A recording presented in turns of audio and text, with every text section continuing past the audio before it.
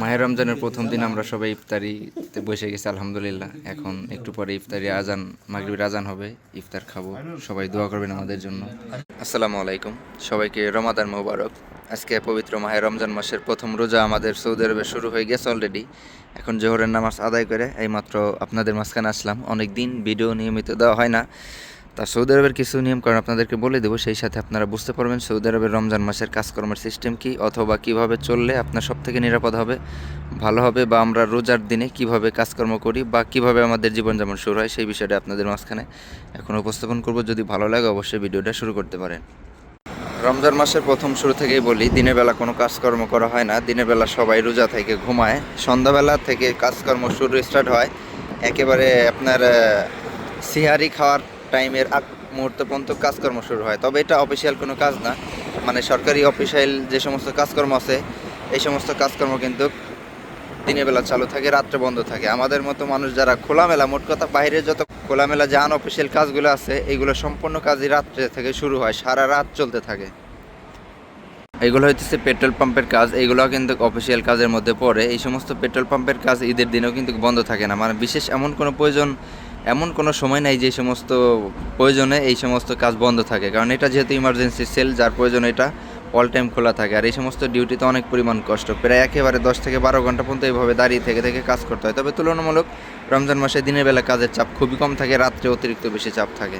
সময় দালালের চক্রের মাঝখানে পড়ে আপনারা হয়তো বা একটা জিনিস না জানতে পারেন, সেই সমস্ত বিষয় কনফার্ম করে জানিয়ে দেওয়ার জন্য কিন্তু বিভিন্ন সময় বিভিন্ন রকমের ভিডিও নিয়ে আসি।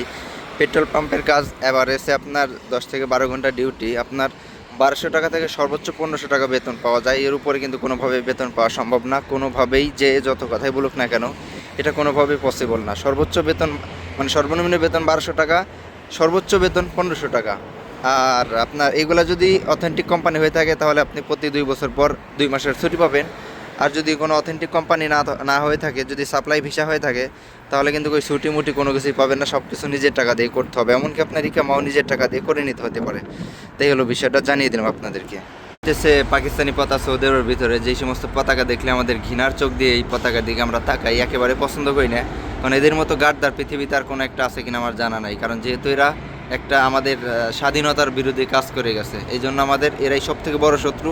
সব দিন আমরা এটা মনে করে আসবো। আমাদের প্রাণপ্রিয় কালিমার পতাকা সৌদি আরবের।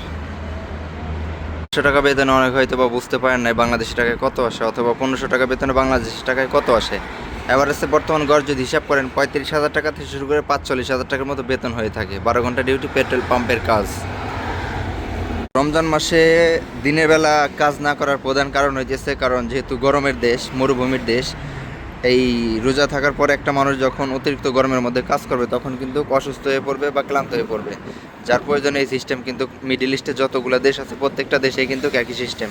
মিডিল ইস্ট বলতে যে সমস্ত দেশ আমাদের এই গরম দেশ, মরুভূমির দেশ, বা আমাদের এশিয়া কান্ট্রিতে যতগুলো দেশ আছে এগুলোকে মিডিল ইস্টের দেশ বলা হয়, অথবা মরুভূমির যে সমস্ত দেশ আছে এই সমস্ত দেশে কিন্তু মিডিল ইস্টের দেশের মধ্যে পড়ে।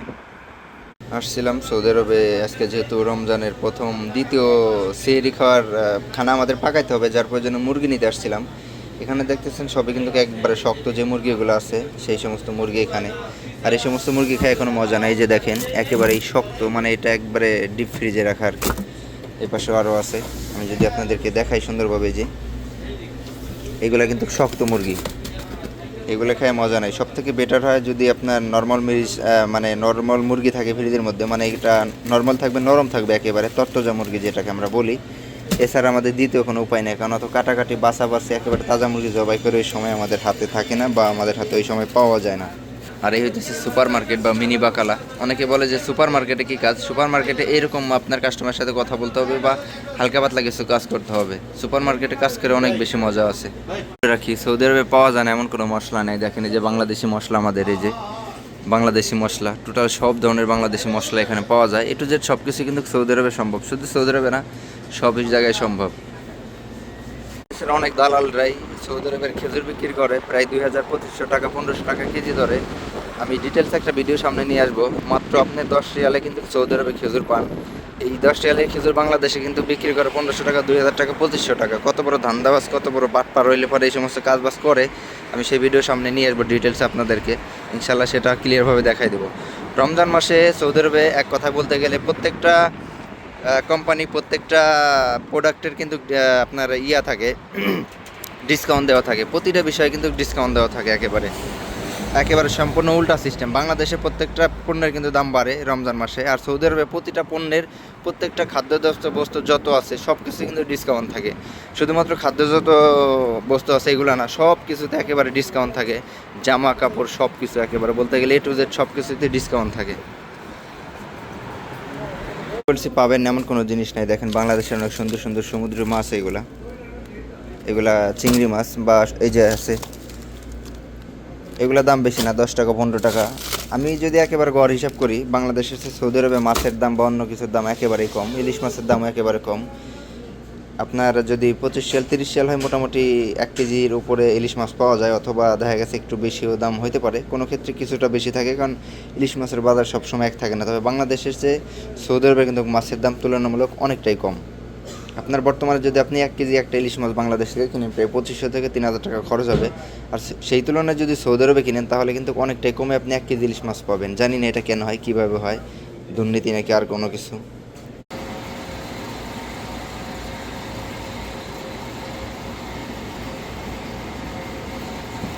আমি বলছি মুরগি রান্না করবো আজকে, তাই এসে দেখি মুরগি না, ইতিমধ্যে কোম্পানির গাড়ি চলে আসছে, যার প্রয়োজন আমার এখান থেকে 2টা লাগবে।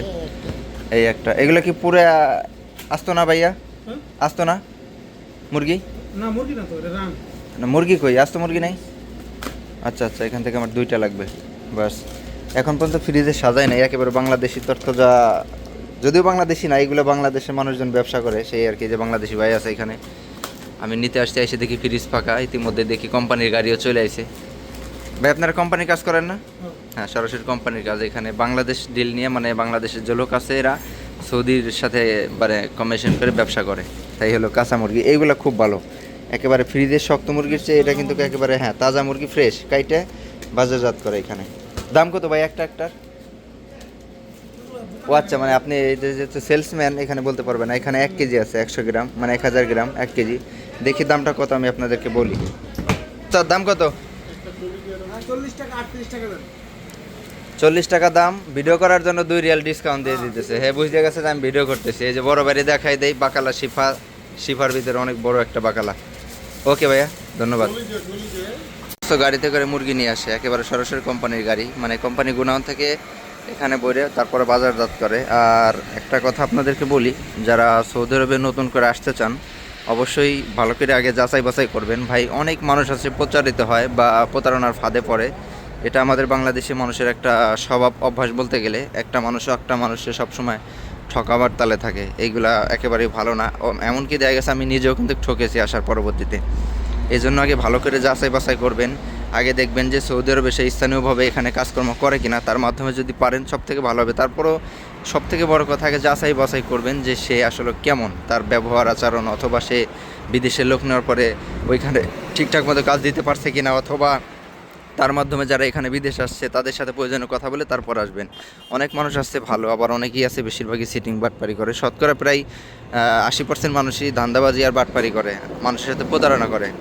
চিন্তা করেন, আমি আমার সব থেকে বেস্ট কাছের মানুষ দিয়ে বিদেশ আসার পরে তারপর আমি প্রতারিত হয়ে গেছি। এটা আসলে কপাল নসিবে থাকলে যেটা হয় আর কি।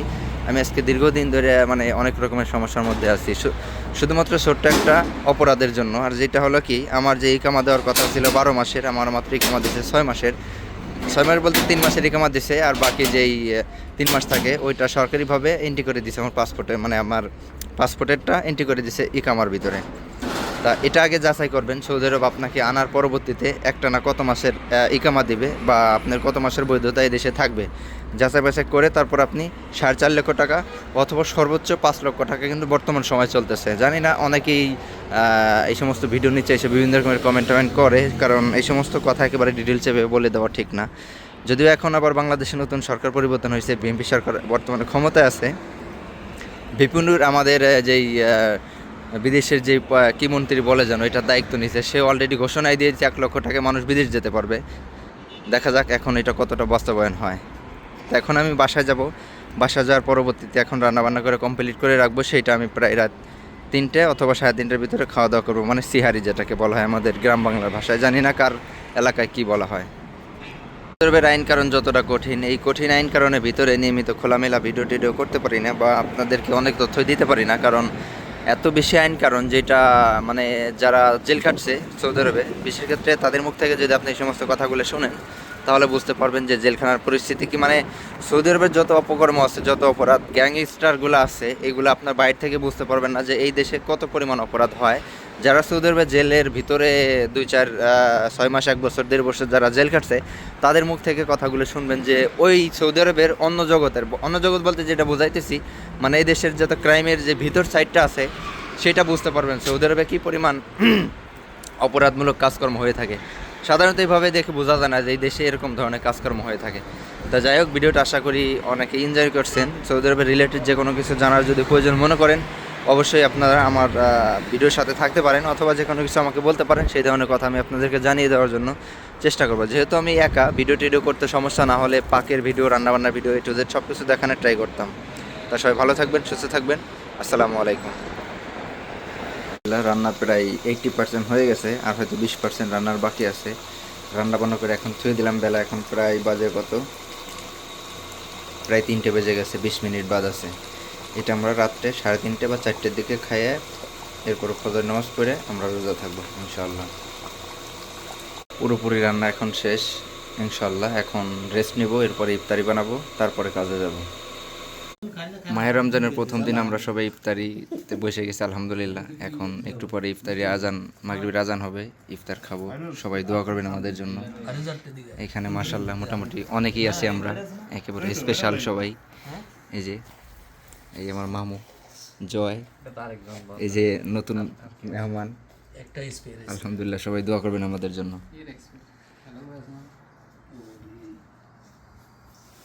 বাস সবাইকে দেখাই দিলাম।